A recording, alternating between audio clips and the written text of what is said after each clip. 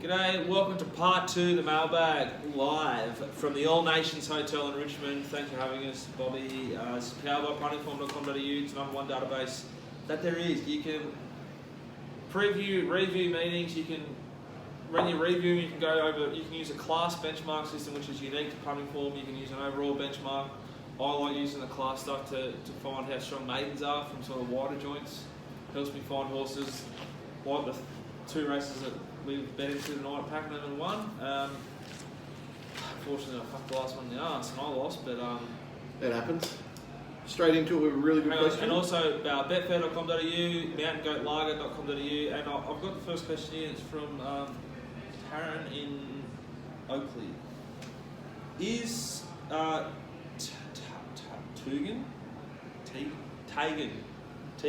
is Tigsy single? Is he still shaving his legs, and has he got any favourite bike tracks which he likes to ride? So, yes. Are you single? Yes, I'm single. Yes, I still shave my legs. I don't have a favourite bike track. None? Because I don't ride. You were being expanded. Oh, yes. Are you a swimmer?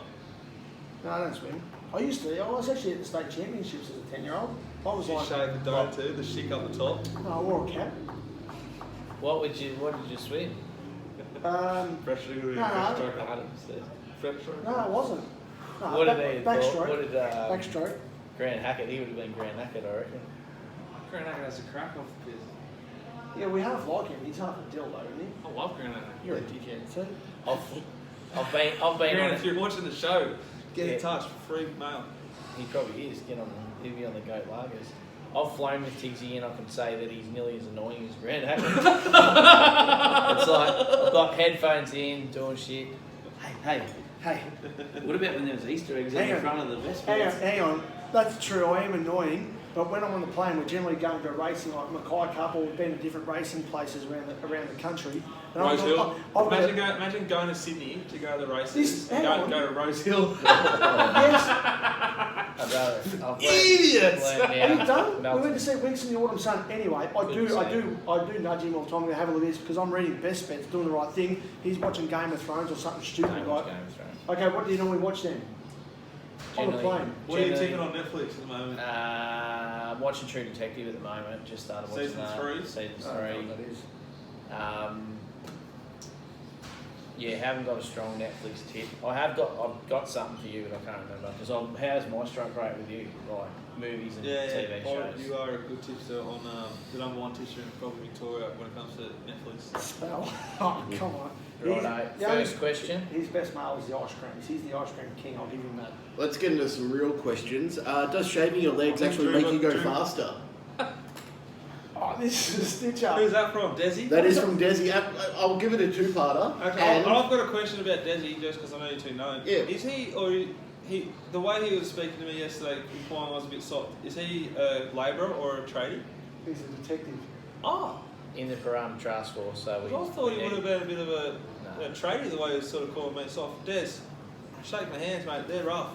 I've been on the tools. Build a house, mate. Build a house. He built a cubby house. We've discussed this. No, so do they make you go faster? What are we talking about? What's the question? The punters are obsessed with your obsession with shaving the pins. I haven't had. Cookie mentioned it as well, didn't he? Cookie nearly fell over at the Coogee Bay. He's like just on about 28th pot, and he goes, "Hang on, do you shave your legs?" I'm like, "Yeah." He's like, "May I ask why?" Fair question. No, I just said because I'm a dickhead. I'll bring it back to racing. We'll see horses in the yard every so often that have had the clip. Yeah. Does that hurt or hinder your yard? Makes it easier, doesn't it? That's a great question. It's actually a serious question, guys, if you're still watching. Are you recording this? I am, yes, yeah. As it gets colder, which it is now, the coat and the condition of the horse is much harder to read and therefore becomes less relevant as an overall mark from the yard, the way I operate. You can sort of see what's below the surface if you look hard enough, which is really important while they all parade. Sometimes this time of year you get a bit lower horse who's a little bit harder to handle, and they sometimes will sneak them out to the track, which isn't on as far as I'm concerned. But the the shaved, not shaved doesn't really make a difference. I tone down how much weight I give. So, because it's important because it's coming up, Warrnambool's obviously a big week, and you went there last year, and you get a lot of horses train on the beach, and they have the woolly coat. Did that make things difficult for you, or you sort of realise the stable? And Yeah, but yes and no. You do it with a stable, but like if Drew shake his head, I'm still not going to go. Oh fuck, he's fit. Do you know what I mean? Yeah, that's fair enough. No, like if the horse is like first up from a big spell, it's still first up from a big spell. It's just got like, if he took that back, oh, fuck, I've never seen it as long as it is. But it doesn't mean anything. It's just his hair length. Yeah, fair enough. When they strip down their certain areas of their body, you notice it regardless of how much woolly coats they have on. No, fair enough. Next question, Drew. Oh, well, I'm going to lead off with the first question. No, because to the yard, like, this is very relevant. I just thought we'll lead off with this one. So, Andrew Kenner, hopefully not related to our mate. That's mate. Anyway, next story. From the yard, do you feel you have more of an advantage in benchmark races with mixed form lines and fitness levels compared to Group 1s where all or most are looking great? So, resonates with me because I reckon like for me, because Scurry has been absolutely shooting the lights out the last 6-8 weeks now, and I was really keen to see how he handled the big days, and he's just like taking it to another level. He stepped up, didn't he? Like he was superb. Superstar. Yeah. Well, I think it's more of a question. How do you guys reckon I go? Which races do you prefer? 2-year-olds, I'm all in for your bets. That's like if I was just going to get your mail. If I said to myself, I think Dicko, what's he best at? And I'm just going to bet only into those races with the yard information, it'd be the 2-year-olds. Yeah, I'd say 2-year-olds in the city though. So yeah, definitely the For city. me, I reckon the Saturday, what's the word? Like tomorrow's meeting. I think tomorrow's a perfect mailbag meeting. Oh, sorry, Saturday's a perfect mailbag meeting. Yeah, if they're two, just out of the carnival, still good horses. If they're too good, if we're all Group 1 horses, they're kind of just very exposed, and there's no edge because everyone knows them. No, that's what I mean. But like there'll be horses tomorrow that no one has a clue if it paraded well or exactly. poorly. And you don't know whether they're grand finals. Yeah, they're Cox Plate Day. That is their grand final. It might be a symptom of the like. I've avoided saying this for a while, but if there's a joint that's more gone than RSN, I'm not fucking here. It is severely like scary for the industry because digital consumption and like podcast is a massive thing for the future, and that they're the main voice of Victorian racing, and they're just boring about shit. Yeah. But because they're talking about shit that no one cares about, winks, the jumps things they were talking about the other day. I don't read it. No one else would read it. No, but they're not talking, and they're not getting anyone on talking about actual fundamentals and shit that you can use to wager with. But if you want to, like I don't listen to it as much anymore because of work, but I know when I want to listen, so I can just podcast and listen to, say, Dan Lester is my favourite. So I'm not putting Dean on. Certainly not putting the Sunday morning review stuff. Yeah. I love, but you may as well. I don't listen to it anymore. No, it's so gone. What, even the Sunday? I listen to Sunday morning. Yeah, you just podcast it like I do, or do you listen to it live? Normally live because my missus is 36 weeks pregnant and I don't party like I used to. I've got no life. I'm exhausted by Saturday night. I have like 6 mangoes and fall asleep on the couch. I bet Friday night, Saturday, 24 hours of like betting. It's good going. I just think that, like in the Spring Carnival, there'll be relentless people on RSN talking about all the good horses. Yeah. So there's less hidden stuff. Whereas like tomorrow, no one has a clue like how dollar for dollar went or whoever. Like there's much more potential angles tomorrow at tomorrow's meeting. Prime example is Miss Leonidas. No one interviewed the trainer until after the race, and he said, "Oh, geez, yeah, I thought she was almost immoral. She was just training the house down." Yeah, like but prime example. I think I'm I want to be very clear. I am bagging RSN. I think they are legless. I'm shattered with. I love them. That's how I cut my teeth. I'm not bagging up Racing.com. I think they're so far out of the sky. It's not funny. I'm just going to say RSN are absolutely legless. They miss the start of half the races. Yeah, That's how bad they are. Well, I don't listen to it, so I don't know that. All But the tracks I don't listen. But to what you're saying, like, it's a great point. No one has the nous to go, oh yeah, this is a horse that can muck up behaviour-wise. I'm sure people watching.com would have got something out of Jane Ivel saying that Miss Leonidas has improved. Yeah. I'm sure she would. I don't know. Yeah, the content. RSN. I'll be tipping that worlds apart. But I'll be tipping that up that Jane Ivel said something about the improved behaviour of Miss Leonidas. Does Dean Lister still do his manning over like 10 minutes before the jump? Why not? Wouldn't know. Okay, yeah, I'm Not on track. good at So RSL. yeah, fair enough. Next question is from So Sam. let's just be clear what we're criticising. We're not criticising the Saturday coverage because we don't listen to it. Yeah. We are praising the Sunday morning content on RSN. We're just sort of bagging the rest of it. Yeah, fair enough. Sam Kennedy, with the way racing is now with social media, should the stewards explain via video how they come to a result of a protest, especially for owners? It's a win-win for the industry. So what he's, I guess, is saying is put it out on social media, give us the whole what happened in the stewards room. I think for integrity purpose-wise, it can't hurt. Oh, I don't know. But, It I makes a mean, lot of sense to me, doesn't the but stewards just explain it why they come to the decision, basically? that's only on TV if it suits time-wise. Yeah. And I think that Should be able to access it. they I open agree. themselves up to Yeah. a large amount of scrutiny if they say the wrong But words. even if they show us, people are still going to argue and agree with them anyway. I think that there should be a protest put in, and there should be like it's like going to the tribunal and the guy who got King hit making the complaint at the tribunal. Yeah. Like the guy who got King hit should just be at home. There should and be then- no one in the room. Yeah, exactly. So we want to fight a protest. They said, all right, and I think the stewards should just do their own thing. Like, Yeah. why do they need to? Yeah, but the then bullshit like Craig Williams. Like I love Craig Williams, but he's the greatest spin doctor of all time. yeah, so therefore, it's not, He wins protests because he's a better talker so than the others. implication of that is that it's therefore not properly 100% justice because Well, it's like who's got the most money, who's got the best lawyer. Exactly. That's what I'm Whereas saying. Why it don't should they? be the truth because it's wagering the So outcome. there shouldn't be. You agree? You shouldn't be trainers and jockeys in there. Yeah, 100% shouldn't be. I agree. Because it's so old school and short-sighted to think. Like if it was actually the people who are the most invested in the result, they should bring up Betfair and say who's had the biggest bet on this horse, get him in here or her in here. Yeah, but then 'Cause they would just then be Yeah, biased. but that's the whole problem with this. And the trainer and the jockey ain't. No, that's what I'm saying. I wouldn't have anyone. I could be more invested in a result of a protest than fucking like my employees. Why don't I get to go in there? No, but just have the main steward. He's the judge, and at least he'll be consistent. That's what I'm saying. Yeah. But they should be. Do you a think punter that- deserves to be in there just as much as a fucking. Do you think they have the trainer. tools to actually, let's be honest, they don't have sectionals that they can look at and go, okay, well, let's try and, like, they never try and justify with data the length that's been lost. I can't remember if I tweeted this or talked about it on the podcast. But is that- Luke Nolan on La Bella Diosa at Bendigo when we were there? Remember it failed as a dominant favourite? Bad. They went slower than a barrier trial to the 600, Yeah.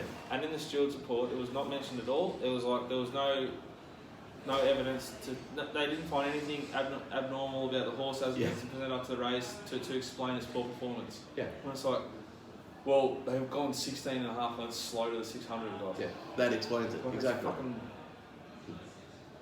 I think that's an area that the game can get better at.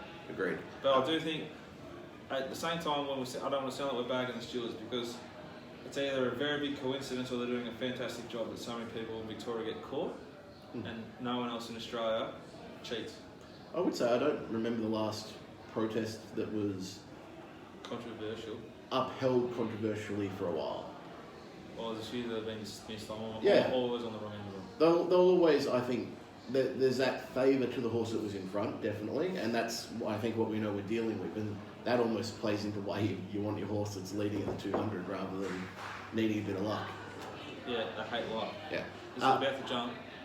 That's in 6 minutes. Last question anyway, boys, and it's a pretty good one. It's from Ed Brockhurst. One thing you wish you did or knew when you started punting that you know now? So besides the grouse, fair and punting form, what's something that you know now that you think would have helped you when you were starting out? Never to take odds on in 2-year-old races, ever. Ever. Ever? So, I think I saw this tweet and It's a good tweet. Nick talked about not forcing bets. There's always more bets to be had. So I'll talk about something else. But you agree, you're I'll very say- patient.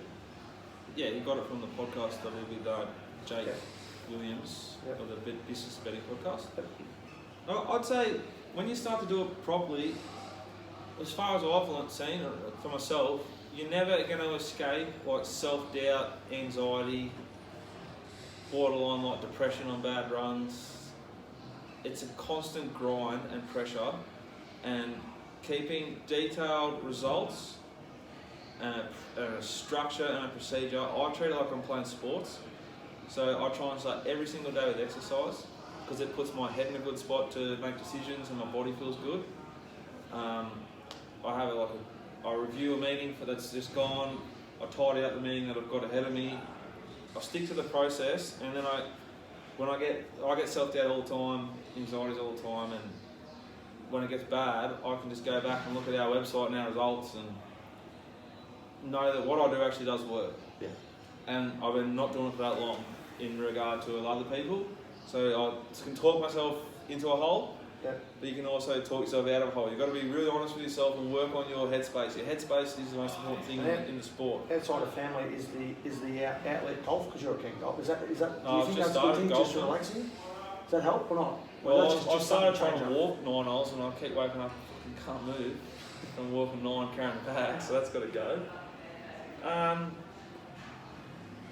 The outlet's probably a few mountain goats when I have a shit day, a few mountain goats when I have a good day. Not too many. Talk, but like doing, I try and set up my week like. The best way to describe it is I treat myself. I think of myself as professional and as seriously as like Dustin Martin or something. Yeah. I love the YouTube show, and I've started this YouTube show because we get to come in and have a feed, talk shit. We've had a bet, we've laughed our heads off, and I get to go home half pissed and fall asleep because I'm half pissed. I'm not thinking about shit. We've done a great show again. Yeah. I got every Thursday. Got that to look forward to. I'll tidy up my match for Friday night, tomorrow morning. I've already done most of the form. I've done all the form pretty much for Saturday. So tomorrow I will play golf or relax a bit. Then I go to the races. I go home. I do the same thing on Saturday. I take it a bit more serious on Saturday because I'm giving people advice instead of just myself normally. So I'm going to Cranbourne and everywhere. I'm not selling information, so I enjoy doing it for myself. Nice. Sunday I'll bet, and if it's close I'll go. Monday I'll do nothing. Tuesday I'll do. What about this Monday? Where are they Monday? Yeah, I'll go to the races this Yeah, no. Monday. But I figured the subscribers deserve Geelong. They probably didn't. Like it was a shithole meeting. I shouldn't have gone. But so Monday I'd have off. Then a Tuesday I'll start to really. Tuesday's a big day, so I'll smash out the review of the whole week. And then I'm reviewing through the week, but finish it. It's got to be done. Yeah. Preview Wednesday, and by Tuesday afternoon I can't fucking wait to go and bet again. Whereas on Saturday night when I get home, I used to play football and go out, like really play like a hard ground footy, and go out till 7 a.m. on Sunday morning. But now I get home from like Caulfield like last Saturday, and I can't. I'm fucking mentally exhausted. know the feeling. I'm in bed by 8. So it's a weekly structure, like keeping a simple, a good structure though, and things that you enjoy, hanging around people who are good for you, honest, don't bullshit you. But a healthy environment, you know. Does that make sense? 100%. I wish that, yeah. So my big 3 things: don't chase, like the worst. Don't chase ties into what Scoop's talking about when we talked about before. There's Swinging never another race. There's always another race. The last race is the one before you die. That's the only last race you'll ever see. Yeah, but then your kid can take you back anyway. Yeah, quaddies, What you got like left? so, like for 30 whatever years, just quaddies. That's like probably a trot thing. Trot people take quaddies. Like no Smarties take quaddies. That's what we take them.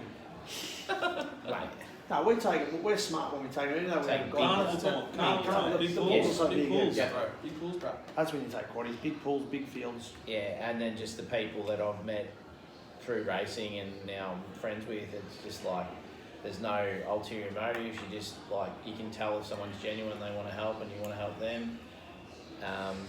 But you get something out of it. So I would just say that as you said, surrounding yourself with the right people is important. Just as an example, this is a bit of a promo, I guess, but I don't have an extra 4 hours every week to look at every single Melbourne trial, right? So for $10, I can get Nick Noonan's trial report that gives me all the information I need for Saturday. You get it for free. Of course. Set it up because it's a grouse product. Exactly. But I don't need to then go away and look at everything. Nick sent it through to me. And, would I pay $10 a week for it? Well, yeah, that's 4 hours that I've saved. That's, I'm not going to bloody pay myself $2.50 an hour. I can go get my money elsewhere. Yeah, I think in regard to buying information, like I've got no problem with, like we had Mark Redden on, who sells his shit via other people. Yeah. Whoever you get it from, you don't have to just. We give detailed units to prove ourselves as a brand, which we've done. Yeah. But you can use the information, all sorts of information, however you want. I use Nick's stuff mainly to build speed maps and just find horses that have gone huge at trials or gone real shit. Yeah. The stuff in the middle, I don't worry about. I don't read heaps of it. It just gives me a bit more, like up with the internationals as a prime example. If I'm seeing an international coming in, it just gives me a bit more confidence to have a bet if I see that it's trialled really well in the lead-in as an example. So we all use it differently, and I would say it's the same thing, like you said, with the Mounting Yard Mail. We all use it differently. Yeah. I reckon that'll do us so we can have a bet at Pakenham. Looking forward to it. Guys, hope you enjoyed it. Feedback encouraged. See you at the ball. See you at the bull. If we're there, we might have a horse running on Thursday, hopefully. And if you're there and you do see Ross, don't be afraid to go say hello and shake his hand. And Don't. Get the Love signature it. off the boys. Selfies.